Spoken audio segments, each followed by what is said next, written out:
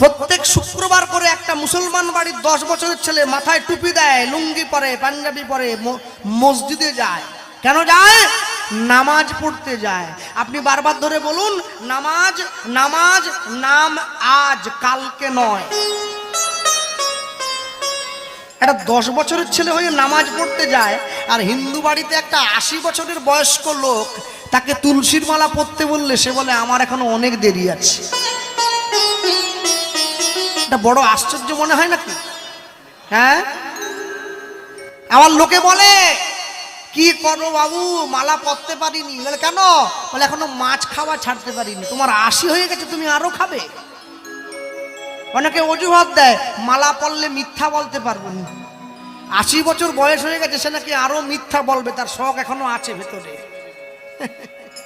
ওরে 9 বোঝা চলে গেছে, 1 বোঝা বাকি আছে, এখনো মিথ্যা বলবে তুমি?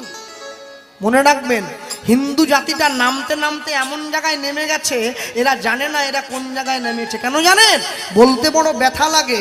হিন্দুরা ভগবানের নামে মুরগির দোকান খুলেছে, শ্রীকৃষ্ণ ব্রয়লার সেন্টার। কাটা 200, গোটা 120। ভগবানের নামে মুরগির দোকান। শুধু কি তাই, মা কালীর নামে জুতোর দোকান খুলেছে, মা কালী শু হাউস। সেই প্যাকেটে লেখা আছে, তার মধ্যে জুতো ভরে দেয়, লোক বয়ে নিয়ে যায়। নামতে নামতে নিজেকে কোথায় নামিয়েছে নিজে নাই ভুলে গেছে।